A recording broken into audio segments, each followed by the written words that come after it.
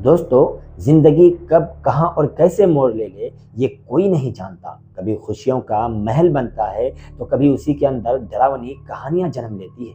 आज की ये सच्ची घटना हरियाणा के सोनीपत जिले के एक छोटे से गांव गोविंदपुरा से जुड़ी है, जहां एक मासूम सी बच्ची अपनी मां को बचाने के लिए एक ऐसा कदम उठाती है जिसने पूरे गांव को हिला कर रख दिया। क्या वो मासूम बेटी हीरो बनी या गुनहगार?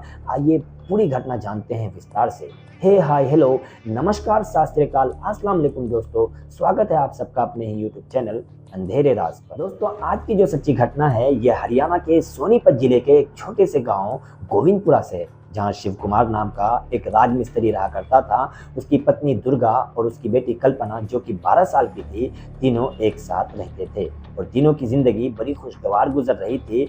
उसका पिता यानी शिव कुमार रोज किसी न किसी के घर बनाने का काम करता और फिर अपने घर का खर्च उठाता था। लेकिन उसकी पत्नी दुर्गा जो होती है वो हमेशा अपने पति से कहती है कि आप रोजाना किसी न किसी का घर तो बनाते हैं, लेकिन आप अपना घर कब बनाओगे? और वक्त बेवक्त ये ताना हमेशा दुर्गा अपनी पति शिव कुमार को देती रहती है। लेकिन उसे ये पता नहीं होता है कि शिव कुमार अपने घर बनाने के लिए पैसे इकट्ठा कर रहा होता है। और कुछ ही दिन बाद शिव कुमार अपनी पत्नी दुर्गा से कहता है कि देखो, अपने खेत वाली जो प्लॉट है ना, अगले महीने हम वहाँ घर बनाने का काम स्टार्ट करेंगे। ये बात सुनने के बाद दुर्गा बेहद खुश हो जाती है और खुशी के मारे फूले ना समाती है। और फिर वो दिन आ जाता है कि शिव कुमार उस प्लॉट पर अपने घर बनाने का काम स्टार्ट करता है और कुछ ही दिनों में उसका घर बनकर तैयार हो जाता है। फिर शिव कुमार अपनी पत्नी दुर्गा और अपनी बेटी कल्पना के साथ उस घर में रहने लगते हैं। लेकिन शिव कुमार की किस्मत उतनी अच्छी नहीं होती है जितनी अच्छी की उसकी बीवी उसके बारे में सोचती है। एक दिन ऐसा होता है कि शिव कुमार किसी के घर बना रहा था और बहुत ही ऊंचाई से उसका पैर फिसल जाता है और वो नीचे ज़मीन पर गिर जाता है और गिरने से शिव कुमार का पैर टूट जाता है। उसके बाद फौरन शिव कुमार को हॉस्पिटल में एडमिट कराया जाता है और शिव कुमार के पैर का ऑपरेशन किया जाता है। उसके बाद लगातार 6 महीने तक शिव कुमार का इलाज चलता है और 6 महीने में उसका इलाज कंप्लीट हो जाता है। लेकिन डॉक्टर शिव कुमार को भारी भरकम उठाने से मना करता है। उसके बाद शिव कुमार सोचता है कि अगर मैं भारी भरकम नहीं उठाऊंगा तो मेरा काम कैसे होगा, क्योंकि जो मेरा काम है वहाँ भारी भरकम सामान तो उठाना ही पड़ता है, वज़न तो उठाना ही पड़ता है। लेकिन शिव कुमार जो था वह हिम्मत हारने वाला नहीं था। वो सोचता है मुझे कुछ ना कुछ तो करना होगा जिससे मेरी बेटी और मेरी पत्नी और मेरा गुजर बसर हो सके। शिव कुमार एक नाई के दुकान पर जाता है और वहाँ बाल काटने का काम सीखने लगता है। और कुछ ही दिन गुजरे थे कि शिव कुमार बाल काटने का एक्सपर्ट बन जाता है और अपना एक सेपरेट दुकान ओपन करता है और वहाँ काम स्टार्ट करता है। और ये सिलसिला एकदम से आसानी से चल रहा था, सब खुशहाल जिंदगी गुजार रहे थे। शिव कुमार रोजाना 7:30 से 8 बजे तक अपनी दुकान पर चला जाया करता था और उसकी बेटी जो कोमल है वह 8 बजे रोजाना स्कूल चली जाया करती थी। और उसकी माँ जो दुर्गा होती है रोजाना हमेशा अकेला अपने घर में रहती थी। और इसी तरह से दिन चल रहा था कि वो वक्त आ गया, वो तारीख आ गई, यानी 24 जुलाई 2025 की। मामूल के मुताबिक शिव कुमार अपनी दुकान पर होता है, उसकी बेटी जो कल्पना होती है वो अपनी स्कूल में होती है। और उसके गांव में एक मंदिर यानी गोविंदपुरा में एक मंदिर होता है। वहाँ पर एक पुजारी रहता है जिसका नाम देवदास होता है। वो मंदिर के काम के लिए कुछ चंदे इकट्ठे करने के लिए गांव में निकलता है और चंदा इकट्ठा करते करते शिव कुमार के नए घर तक पहुंच जाता है और उस घर के दरवाजे पर आवाज़ लगाता है कि घर के अंदर कोई है। जैसे ही घर के अंदर आवाज़ लगाता है तो घर के अंदर से दुर्गा बाहर निकलती है और जैसे ही पुजारी की नज़र दुर्गा पर पड़ती है तो वो देखता ही रह जाता है, क्योंकि दुर्गा बेहद खूबसूरत होती है। उसके बाद पुजारी कहता है कि देखो, अपने मंदिर में काम चल रहा है और पैसे की कमी पड़ रही है, उसी सिलसिले में मैं लोगों से चंदा इकट्ठा कर रहा हूँ, तुम भी कुछ दान कर दो। दुर्गा ये बात सुनते ही अपने कमरे में जाती है और वहाँ से 100 रुपये का नोट लाती है और पुजारी के हाथ में थमा देती है। लेकिन पुजारी उस वक्त दुर्गा से पूछता है कि क्या तुम यहाँ पर अकेली रहती हो, तुम्हें डर नहीं लगता है? तो उसी वक्त जो दुर्गा होती है वो थोड़ी बहुत गलती कर देती है। वो बताती है कि मैं तो अकेली नहीं हूँ यहाँ पे, मेरा जो पति है वो काम करता है, दिन भर अपनी दुकान पर रहता है, और जो मेरी बेटी होती है वो दिन भर स्कूल में रहती है। लेकिन जब मैं दिन भर यहाँ पर अकेली होती हूँ, ये मैं अकेली ज़रूर हूँ, लेकिन मुझे किसी से डर नहीं लगता है। पुजारी अब सोचता है ये तो अच्छा मौका है, ये यहाँ पर अकेली है। तो उस वक्त पुजारी कहता है, देखो मुझे साफ साफ तुम्हारे घर में दिख रहा है, मुझे नज़र आ रहा है कि तुम्हारे घर पर किसी भूत प्रेत का साया है, किसी प्रेत ने माया जाल तुम्हारे घर पर बिछा रखा है, इसलिए तुम्हारे घर में कभी भी दौलत इकट्ठा नहीं हो सकती है। तो दुर्गा हैरान होकर के पूछती है कि पुजारी जी, अगर ऐसा है तो इसको भगाने का कोई ना कोई उपाय तो होगा, कोई ना कोई समाधान तो होगा। तो पुजारी कहता है, देखो इसके लिए मुझे तुम्हारे घर का शुद्धिकरण करना होगा और तुम्हारा भी शुद्धिकरण करना होगा। तो दुर्गा कहती है, ठीक है, आप हमारा और हमारे घर का दोनों का शुद्धिकरण कर दीजिए। पुजारी कहता है, देखो अभी तो मैं पूजा का सामान लेकर के नहीं आया हूँ, ऐसा करो मैं कल आ जाऊँगा, लेकिन याद रखो शुद्धिकरण तभी होगा जब घर पर तुम अकेली रहोगी।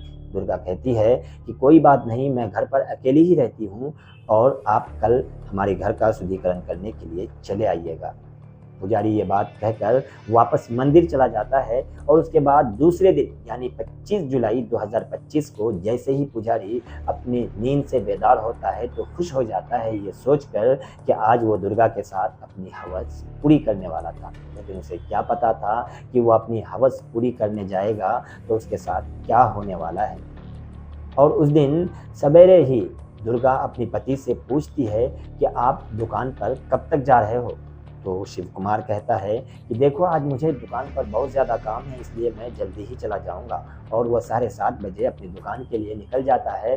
उसके बाद दुर्गा अपनी बेटी कोमल से कहती है कि तुम स्कूल कब जा रही हो, जल्दी नहा धो लो और स्कूल चले जाओ, क्योंकि पुजारी ने उसको कहा था कि तुम्हारे घर का शुद्धिकरण तभी हो सकता है जब तुम घर पर अकेली रहोगी। लेकिन कोमल जो होती है वो अपनी माँ से कहती है कि अम्मी मेरी तबीयत ख़राब है, मुझे बुखार सा लग रहा है, इसलिए मैं स्कूल नहीं जा सकती हूँ। तो दुर्गा अपनी बेटी को कुछ दवाइयाँ निकाल करके देती है जो कि घर में रखी हुई थी पहले से, और कहती है खा करके तुम अपने रूम में आराम करो, जब तुम्हारा तबीयत ठीक हो जाएगा तब से तुम स्कूल जाना। उसके बाद 9 बजते बजते दुर्गा अपने सारे काम काज से फारिग होकर के पुजारी का इंतज़ार करने लगती है। और करीब 9:30 बजे वो पुजारी उस दरवाजे पर आकर के फिर से आवाज़ देता है कि मैं तुम्हारे घर का शुद्धिकरण करने आया हूँ, बाहर आ जाओ। उसके बाद जैसे ही दुर्गा गेट खोल करके बाहर आती है तो फिर कल के तरह ही पुजारी उसको देखते ही रह जाता है, उसकी खूबसूरती को देखते ही रह जाता है। उसके बाद दुर्गा कहती है कि पुजारी जी आप आइए घर के अंदर और शुद्धिकरण स्टार्ट कीजिए, शुद्धिकरण शुरू कीजिए, पूजा शुरू कीजिए। लेकिन जो पुजारी होता है देवदास, वो दुर्गा से कहता है, देखो सबसे पहले तुम्हारा शुद्धिकरण करना होगा, इसके लिए मैं तुम्हारे लिए गंगा जल लाया हूँ, वो गंगा जल पी लो। और वो भूली भाली दुर्गा जो होती है उससे गंगा जल लेकर के पी लेती है कि उस गंगा जल में जो पुजारी देवदास होता है पहले से ही कोई नशीली पदार्थ मिला करके रखता है। और जैसे ही दुर्गा उस गंगा जल को पीती है कुछ ही मिनटों में वो बेहोश होकर के वहीं गिर जाती है। और पुजारी जैसे ही घर के अंदर जाता है और घर का मेन गेट बंद कर देता है और दुर्गा को अपनी गोद में उठा करके उसके बेडरूम तक ले जाता है और उसके बेड पर सुला देता है। और देखते ही देखते पुजारी उसके साथ गंदे काम करने लगता है और अपनी हवस को पूरी करने लगता है।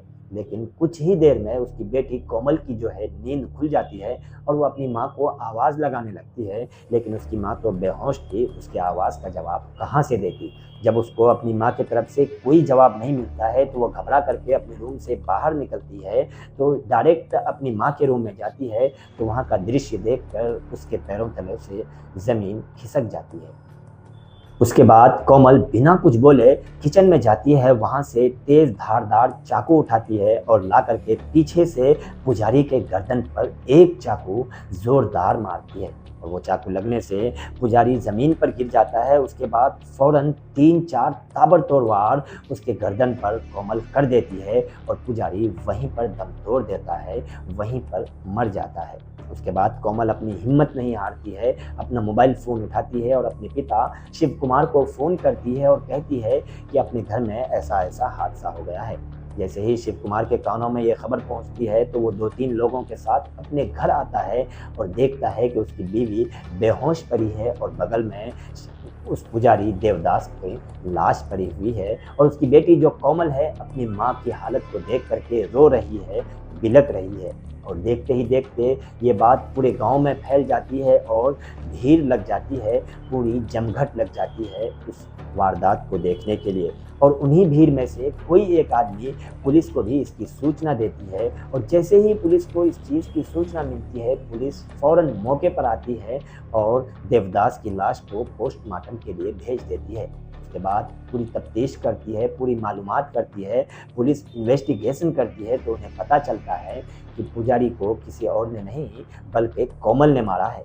कोमल डायरेक्ट कहती है कि पूजा, जब मैं अपनी नींद से उठी और अपनी माँ के घर में आई तो मुझे ये दृश्य दिखा, मैं बर्दाश्त नहीं कर सकी, मैं अपनी माँ के साथ गलत होने नहीं दे सकती थी, इसलिए मैं इस पर ऐसा वार किया और इसको जान से मार दिया। तो दोस्तों, देखा आपने किस तरह से एक 12 साल की मासूम सी बच्ची ने अपनी माँ की इज्जत को बचाने के लिए कितना बड़ा खूनी कदम उठा लिया। पुलिस उसको गिरफ्तार तो कर लेती है, लेकिन असली सवाल ये है, क्या इस बच्ची का गुनाह करना गलत था या उसकी मजबूरी थी? आपके हिसाब से कोमल आपकी नज़र में हीरो है या गुनहगार? अपनी राय कमेंट बॉक्स में ज़रूर बताइएगा। मिलते हैं फिर किसी इसी तरह के सच्ची घटना के साथ, तब तक के लिए धन्यवाद।